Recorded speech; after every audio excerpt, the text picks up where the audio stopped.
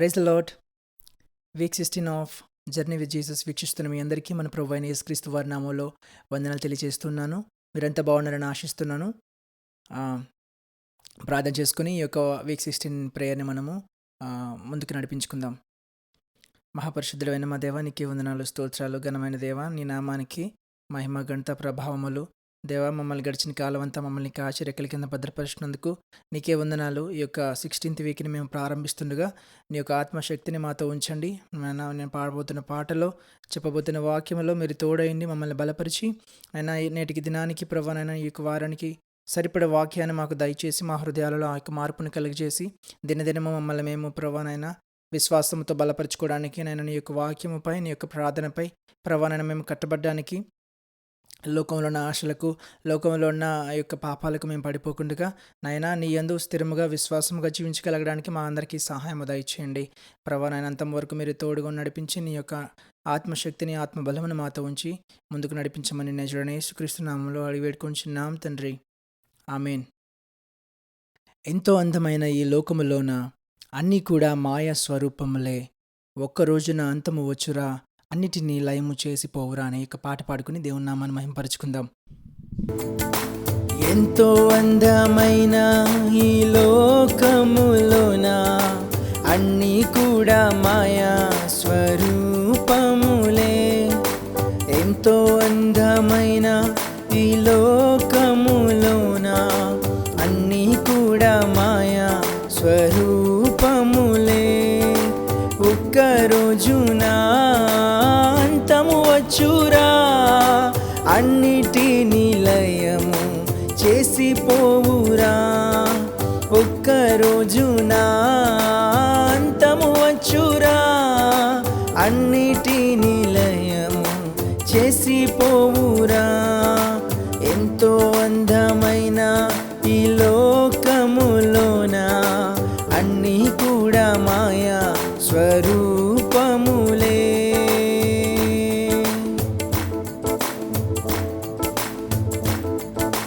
చూడబోతే ఎంతో సుందరమైనది, అందులోన పోతే అది అందనిది, చూడబోతే ఎంతో సుందరమైనది, అందుకోన పోతే అది అందనిది, లోకముపై ఆశ పడితే మోసమేగా, మోసపోతే నీకు నిత్య నరకమేగా, లోకముపై ఆశ పడితే మోసమేగా, మోసపోతే నీకు నిత్య నరకమేగా. ఎంతో అందమైన ఈ లోకములోన అన్నీ కూడా మాయా స్వరూపములే, ఒక్క రోజున అంతము వచ్చురా, అన్నిటినీ లయము చేసి పోవురా, ఒక్క రోజున అంతము వచ్చురా, అన్నిటినీ లయము చేసి పోవురా. ఎంతో అందమైన ఈ లోకములోన అన్నీ కూడా మాయా స్వరూపములే, ఒక్క రోజున అంతము వచ్చురా, అన్నిటినీ లయము చేసి పోవురా. ఎంతో అందమైన ఈ లోకములోన అన్నీ కూడా మాయా స్వరూపములే. ప్రార్థన చేసుకుందాం. మహాపరిశుద్ధుడైన యేసయ్యా, నీకే వందనాలు అయ్యా. ఈ లోకంలో ప్రభానైనా చూడడానికి అన్నీ మా కళ్ళకు అందంగా కనిపిస్తాయి యేసయ్యా. లోకంలో ప్రభానైనా మేము చేసేవన్నిటినీ ప్రభానైనా మాకు ఎంతో సంతోషంగా కనిపిస్తాయి, కానీ దానిలో ఎంతో పాపం ఉందని ప్రభానైనా మా కంటికి కనపడదు, మా మనసుకు అర్థం కాదు తండ్రి. కేవలం మేము ఎప్పుడైతే నీ యొక్క వాక్యాన్ని ప్రభానైనా మేము నాయనా మా యొక్క జీవితాల్లో అమర్చుకుంటామో అప్పుడైతే నేను లోకంలో ఉన్న పాపం మీద, లోకంలో ఉన్న వాటి, లోకంలో ఉన్న ఆ యొక్క ప్రతి ఒక్క అనాలోచనలన్నీ మేము గ్రహించగలుగుతాం యేసయ్య. నాయన ఈరోజు మాకు ఆ శక్తిని దయచేయండి. లోకములో ఉన్న అందాలను, లోకములో ఉన్న మోసములను, లోకములో ఉన్న పాపములను చూచి మేము పడిపోకుండా క్రైస్తవ బిడ్డలుగా ప్రభానైనా లోకానికి మాకు ప్రభానైనా ఆ యొక్క డిఫరెన్స్ని మేము మెయింటైన్ చేయడానికి, లోకము జీవించినట్లు మేము జీవించకుండా ప్రభానైనా నాయన మా యొక్క ఒక ప్రత్యేకత కలిగి మేము జీవించగలగడానికి మాకు సహాయం దయచేయండి. మాతో ఉండండి తండ్రి. నాయన మాతో ప్రతి క్షణము మమ్మల్ని నడిపించండి. నీ యొక్క శక్తితో మమ్మల్ని బలపరచండి దేవా. లోకంలో ఆశలపై, లోకంలో పాపములపై ప్రభానైనా మేము లోబడకుండా, సాతాను వలలో మేము చిక్కుకోకుండా ప్రభానైనా నీ యొక్క శక్తితో నడిపించండి తండ్రి.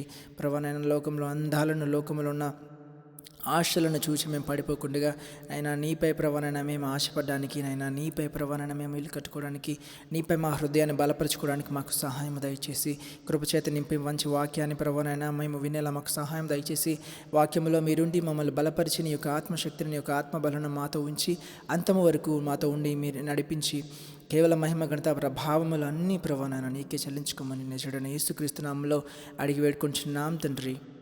ఆమేన్. కొద్దిసేపు వాక్యాన్ని ధ్యానించుకుందాం. ఈరోజు మనము క్రైస్తవులుగా ఉన్నప్పుడు మనలో చాలామంది యూజువల్గా ఫేస్ చేసే ఒక ప్రాబ్లం ఏంటంటే కొన్ని విషయాలకి నో చెప్పలేకపోవడం. మన బంధువులు ఏమనుకుంటారని, మన ఫ్రెండ్స్ ఏమనుకుంటారని, మనకిష్టమైన వాళ్ళు ఏమనుకుంటారని నో చెప్పలేకపోవడం, ఆ పాపంలోనికి పడిపోవడానికి మనల్ని దారితీస్తూ ఉంటాయి. కొన్నిసార్లు అవి డ్రింకింగ్ అయినా కానీ, స్మోకింగ్ అయినా కానీ, మూవీస్ అయినా కానీ, చూడకూడనిది చూడడమైనా కానీ, కొన్నిసార్లు చేయకూడని పనులను చేయడం కానీ, కొన్నిసార్లు అబద్ధాలు ఆడడం కానీ, కొన్నిసార్లు మనము బైబిల్ని ఎక్కువ చదువుతున్నప్పుడు, మనము క్రైస్తవులుగా జీవిస్తున్నప్పుడు, విశ్వాసంలో ఇంకా బలపడుతూ ఉన్నప్పుడు కొన్ని విషయాలకు మనము నో చెప్పాల్సి ఉంటుంది. కొన్ని విషయాలనే కాదు, బైబిల్ పరంగా చూస్తే లోకంలో ఉన్న చాలా వాటికి మనము నో చెప్పాల్సి వస్తుంది. కానీ మనము కొన్నిసార్లు చాలా విషయాల్లో, చాలా సిచ్యువేషన్స్లో మనము నో చెప్పలేకుండా మనుషులు ఏమనుకుంటారని, మనుషుల ఫీలింగ్స్ కోసం మనం ఆలోచించి నో చెప్పకుండా ఆ యొక్క పాపాన్ని మనము చేసేస్తూ ఆ యొక్క పాపంలో మనం పడిపోయిన విశ్వాసుల వల్లే కొన్నిసార్లు ఉంటాము. కొన్నిసార్లు మనల్ని మన స్నేహితులు తినమని కానీ, తాగకూడనిది తాగమని కానీ, చూడకూడని దృశ్యాలను చూడమని కానీ, చెప్పకూడని అబద్ధాలను చెప్పమని కానీ, కొన్నిసార్లు మనలను అడుగుతున్నప్పుడు మనం వారు ఏమనుకుంటారని, మన స్నేహితులు, మన కుటుంబ సభ్యులు ఏమనుకుంటారని, చుట్టూ ఉన్న లోకమంతా ఏమనుకుంటుందని, లోకంలో ఉన్న వాటిని, లోకానుసారమైన పనులను మనము చేస్తూ ఉంటాము. అయితే మనము క్రైస్తవులుగా ముఖ్యంగా మనము దేవుని నమ్ముకున్నప్పుడు, యేసుక్రీస్తు ప్రభువారిని రక్షకుడిగా అంగీకరించినప్పుడు, మన విశ్వాసంలో బలపడుతున్నప్పుడు కొన్ని విషయాలకి మనము నో చెప్పాల్సి వస్తుంది. కొన్ని విషయాలకి మనము నో చెప్పాలి. బైబిల్తో ఎప్పుడైతే మన జీవితాలను పోల్చుకుంటామో, మనము కొన్నిసార్లు లోకంతో మన జీవితాన్ని పోల్చుకుంటాం. కానీ మనం ఎప్పుడు కూడా లోకంతో మన జీవితాన్ని పోల్చుకోకుండా బైబిల్తో ఎప్పుడైతే మనము వాక్యముతో ఎప్పుడైతే మన జీవితాన్ని పోల్చుకుంటామో చాలా విషయాలకి మనము నో చెప్పాల్సి వస్తుంది. చెప్తేనే అప్పుడు మనము నిజమైన విశ్వాసులుగా నిలబడగలుగుతాము. అలాగే యేసుక్రీస్తు వారు కోరుకున్న జీవితాన్ని, యేసుక్రీస్తు ప్రభు వారు మనలను జీవించమన్న ఆ యొక్క విధానాన్ని మనం అర్థం చేసుకుని జీవించగలుగుతాం. అయితే కొన్నిసార్లు వాక్యానికి విరుద్ధంగా మనము కొన్ని విషయాలకు నో చెప్పలేము. కొన్ని విషయాలకు నో చెప్పలేక మనం ఆ యొక్క పాపానికి లోబడిపోతూ ఉంటాము. వాక్యం మనకి చెప్తున్నది ఏమిటంటే, మనము లోకానుసారమైన పనులన్నిటికీ, లోకము పాటించే పనులన్నిటికీ మనము దాన్ని వ్యతిరేకించాలి. మనము విశ్వాసంగా ఉన్నప్పుడు మనం వాటిని పాటించకూడదని మనకి వాక్యం సెలవిస్తున్నది.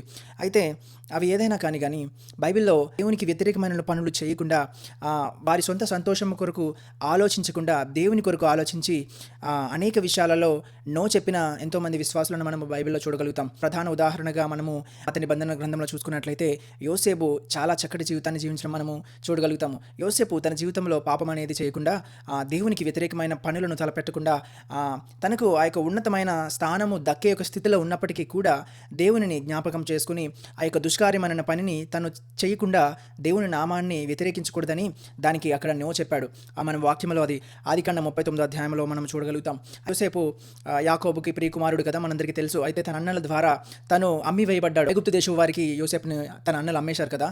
అమ్మేసినప్పుడు తను ఒక బందీగా ఐగుప్తు దేశానికి వెళ్ళినప్పుడు అక్కడున్న పోతీఫర్ ఇంట్లో తన విశ్వాసము చూసి ఆ యొక్క పోతీఫరు తన ఇంటిలో యోసేపును విచారణకర్తగా ఎంచుకున్నప్పుడు యోసేపుపై ఆ యొక్క పోతీఫర్ యొక్క భార్య కన్ను పడింది. ఆ యొక్క కామాతుర ఆలోచనతో, ఆ యొక్క యోసేపుతో పాపం చేయాలన్న ఆలోచనతో యోసేపు సౌందర్యము చూచి, యోసేపు యొక్క ఆ యొక్క గుణాన్ని చూచి పోతీఫర్ యొక్క భార్య యోసేపుతో పాపం చేయాలని తలంచినప్పుడు పోతీఫరు ఆ యొక్క గృహము నుండి బయటకు వెళ్ళినప్పుడు పోతీఫర్ యొక్క భార్య యోసేపును పాపం చేయమని అడుగుతుంది. 39వ అధ్యాయం 5వ వచనంలో మనం మనం చూసుకున్నట్లయితే అతడు తన ఇంటి మీదను తనకు కలిగినంతటి మీదను అతని విచారణకర్తగా నియమించిన కాలము మొదలుకొని యెహోవా యోసేపు నిమిత్తం ఆ ఐగుప్తు ఇంటిని ఆశీర్వదించెను.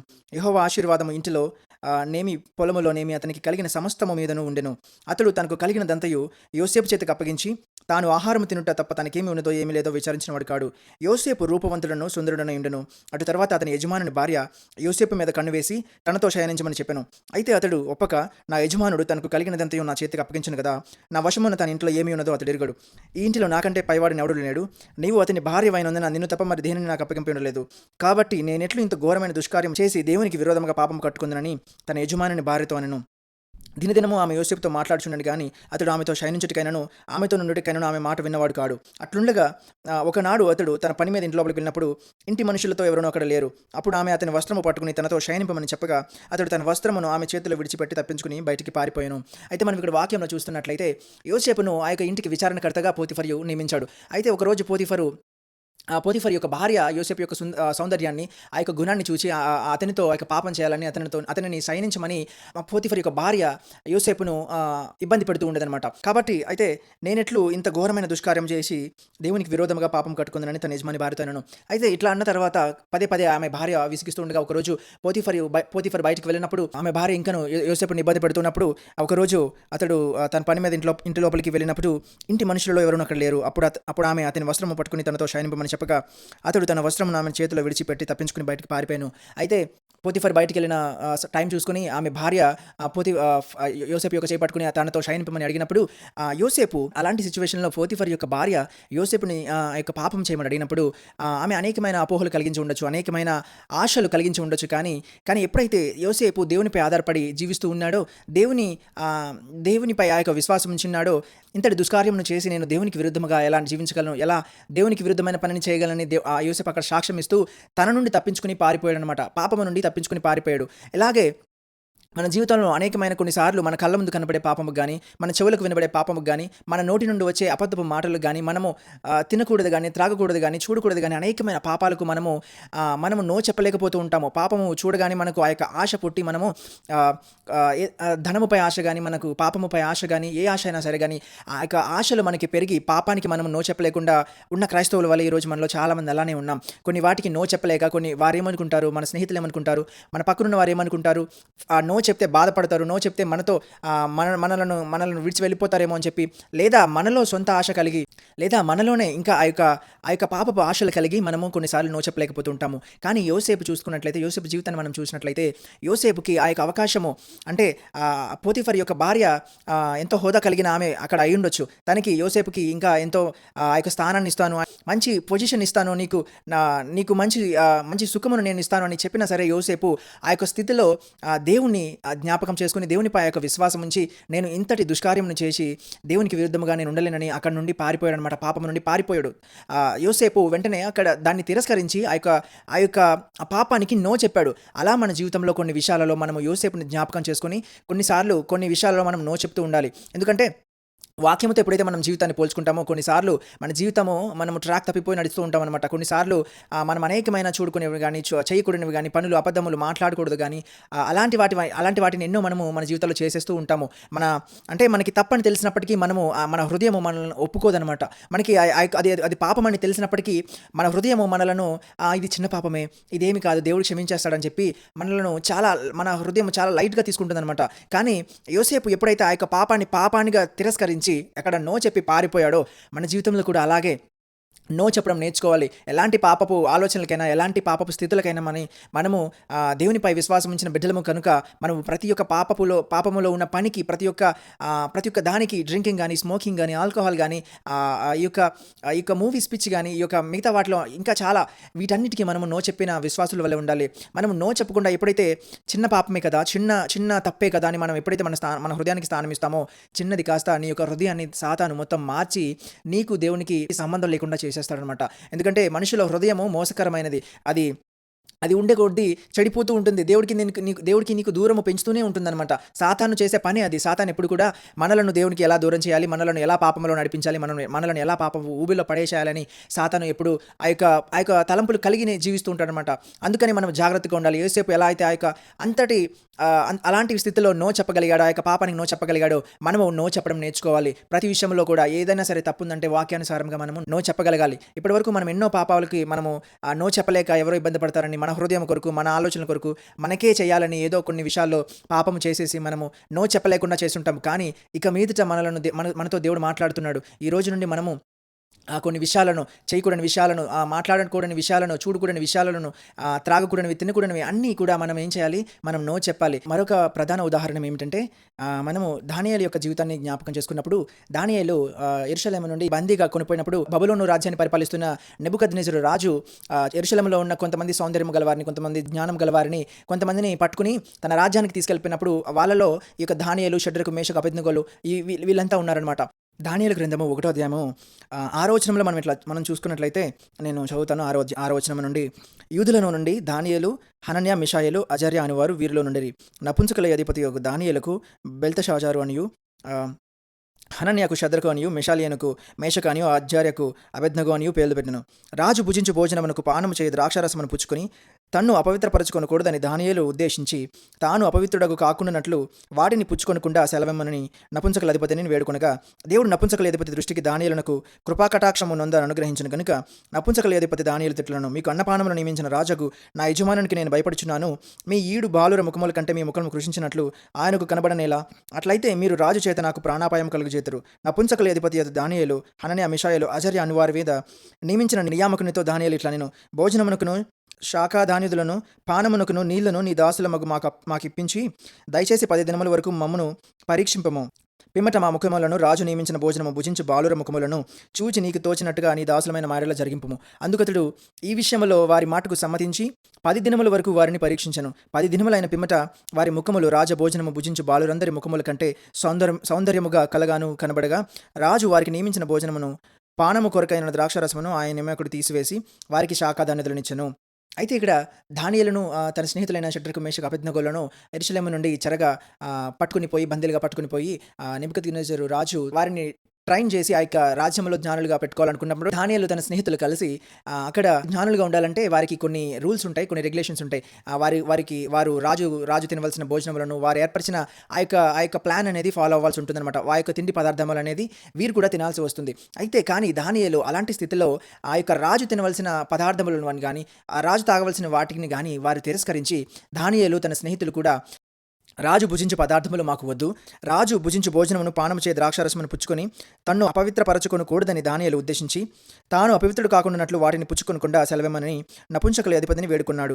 అయితే ఇక్కడ దానియేలు అక్కడ ట్రైన్ చేయబడుతున్న ఆ యొక్క పీరియడ్లో దానియేలు నెబుకద్నెజరు రాజు ఏదైతే ఆ యొక్క భుజిస్తాడో, ఆ యొక్క ఆహారము భుజిస్తాడో, అదే ఆహారము, అదే ఆ యొక్క ద్రాక్షారసం అనేది వీరు కూడా భుజించాలన్నమాట. అది అక్కడున్న రూల్ అనమాట. వీళ్ళు ఎప్పుడైతే అలా ట్రైన్ చేయబడుతున్నారో, దానియేలు తన స్నేహితులు కూడా రాజు భుజించిన ఆహారం ద్వారా మేము చెడిపోతామని భావించి, దానియేలు వాటికి నో చెప్పి, మేము రాజు భుజించే ఆహారము తిని మేము అపవిత్రపరచబడకూడదని చెప్పి అక్కడ వాటికి నో చెప్పి ఆ యొక్క నపుంసకుల అధికారికి రిక్వెస్ట్ చేస్తున్నాడు అనమాట. మనవి చేస్తూ, మేము వీటిని తినలేము, మాకు భోజనమునకు శాఖాధాన్యదులను, పానమునకు నీళ్లను నీ దాసులముకు మాకు ఇప్పించము, దయచేసి 10 దినముల వరకు మమ్మల్ని పరీక్షించము. అయితే రాజు భుజించు ఈ ఆహారము మాకు వద్దు, కానీ జస్ట్ మాకు శాఖాధాన్యములను, త్రాగుటకు ఆ యొక్క పానీయములను మాకు ఇప్పించండి, 10 దినముల వరకు మమ్మల్ని పరీక్షించండి అని చెప్పి దానియేలు ఆ యొక్క నపుంసకుల అధికారిని రిక్వెస్ట్ చేసినప్పుడు, ఇక్కడ చూసుకున్నట్లయితే ఆ యొక్క ఆహారం తింటే, రాజు భుజించే ఆ యొక్క ఆహారం కనుక వీరు భుజిస్తే వీరు స్ట్రాంగ్గా, వీరు ఫెయిర్గా కనిపిస్తారనమాట. ఎప్పుడైతే దానియేలు ఆ యొక్క రాజు భుజించే ఆహారమును కానీ, ఆ యొక్క ద్రాక్షారసమును కానీ తీసుకుంటే తను అపవిత్రుడు అవుతారని, తన స్నేహితులు అపవిత్రులు అవుతారని చెప్పి ఆ యొక్క ఆహారమును తిరస్కరించి అక్కడ నో చెప్పి, వారికి కేవలము శాఖాధాన్యము అంటే కేవలము ఆ యొక్క పానములను, ఆ యొక్క నీళ్లను మాత్రము, ఆ యొక్క ధాన్యములను మాత్రము వారికి ఇప్పించి 10 రోజులు పరీక్షించమని అధికారిని దానియేలు అండ్ వాళ్ళ ఫ్రెండ్స్ వేడుకుని మనం చేశారనమాట. అయితే ఇలా ఉండగా 10 రోజులు అయిన తర్వాత దానియేలు అండ్ తనతో ఉన్న స్నేహితులు కూడా వారి ముఖము మాత్రము అక్కడున్న మిగతా వారికంటే మంచి ఆహారం తిని, మంచి ఆ యొక్క ద్రాక్షారసం తాగిన వారి ముఖపు తేజస్సు కంటే దానియేలు అండ్ వారి స్నేహితుల ముఖపు తేజస్సు ఇంకను చాలా సౌందర్యముగాను, ఇంకా కలగను కనపడుతుందనమాట.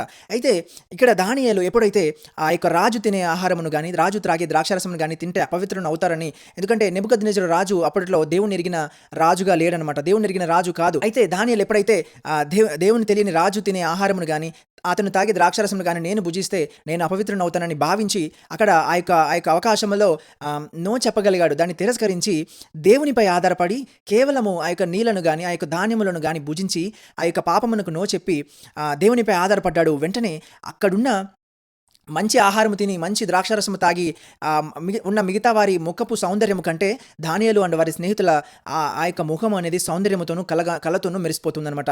ఎప్పుడైతే మనము కొన్నిసార్లు నో చెప్పినందువలన మనకి కొన్ని విషయాలలో మనకి ప్లెజర్ అనేది పోతూ ఉంటుంది. మనకి కొన్నిసార్లు ఆ యొక్క సంతోషం అనేది, ఆనందం అనేది పోతూ ఉంటుంది. కొన్నిసార్లు మనకి అది కంటికి చూసినప్పుడు ఆహా ఇదెంత బాగుంది, మనం ఇది తింటే బాగుంటుంది, మనం త్రాగితే బాగుంటుంది, మనం ఇది తప్పు చేస్తే బాగుంటుందని మన కళ్ళకు కానీ, మన చెవులకు కానీ, మన మనసుకు కానీ అనిపిస్తూ ఉంటుంది. కానీ ఎప్పుడైతే మనము దేవుని జ్ఞాపకం చేసుకుంటామో అప్పుడు మనము దానికి నో చెప్పగలుగుతామో నీకు దాని విలువ అప్పుడు తెలియకపోవచ్చు. కానీ దేవుడు నిన్ను ఆ స్థితిలోంచి ఎందుకు దూరం చేశాడో తర్వాత మనకి అర్థమవుతుంది. ఎందుకంటే దేవుని తలంపులు వేరు, దేవుని ఆలోచనలు వేరు, మన ఆలోచనలు వేరు. మనుషుల హృదయం చెడిపోయి ఉంటుంది ఇప్పుడు. ఎందుకంటే లోకంలో తిరుగుతూ ఉంటాము, లోకంలో నడుస్తూ ఉంటాము. మనకి ప్రతిదీ కంటికి కనిపించే ప్రతిదీ కూడా ఆనందముగాను, సంతోషముగాను, సుఖముగాను కనబడుతుంది. కానీ దేవుని విషయంలో వాక్యముతో మనం చూసుకున్నప్పుడు ఆ యొక్క విషయాలు అనేది మనకు పాపముగా కనపడుతూ ఉంటాయి. కనుక దానియేలు ఎలా అయితే ఆ యొక్క విషయంలో అక్కడ రాజు భుజించే ఆహారాన్ని, రాజు సేవించే ఆ యొక్క ద్రాక్షారసాన్ని తిరస్కరించి దేవునిపై ఆధారపడి కేవలం ఆ యొక్క నీళ్లను, ఆ యొక్క ధాన్యములను మాత్రమే ఆధారపడి 10 రోజులు అలా ఉపవాసం ఉన్నప్పటికీ తన సౌందర్యం, తన మొహము ఇంకను సౌందర్యముగాను కలగాను కనబడ్డదంట. అలాంటి గొప్ప కార్యాలు జరిగిస్తాడు దేవుడు. ఎందుకంటే కొన్ని విషయాల్లో మనకి నో చెప్పాల్సి ఉంటుంది. దానియేలు ఎలా అయితే నో చెప్పాడు. రోమీయులకు రాసిన పత్రిక 12వ అధ్యాయం 2వ వచనంలో ఈ రీతిగా రాయబడుతుంది: మీరు ఈ లోక మర్యాదను అనుసరింపక ఉత్తమమును, అనుకూలమును, సంపూర్ణమని ఉన్న దేవుని చిత్తమేదో పరీక్షించి తెలుసుకున్నట్లు మీ మనసు మారి నూతన మగుట వలన రూపాంతరము పొందిడి. ఎప్పుడైతే మనం దేవుని బిడ్డలుగా స్వీకరించబడతామో, విశ్వాసులుగా మనము నియమించబడతామో, మనము లోకము వలె ఉండకూడదు. లోకానుసారమైన పనులను మనం చేయకుండా లోకానికి మనము సపరేట్గా జీవించాలన్నమాట.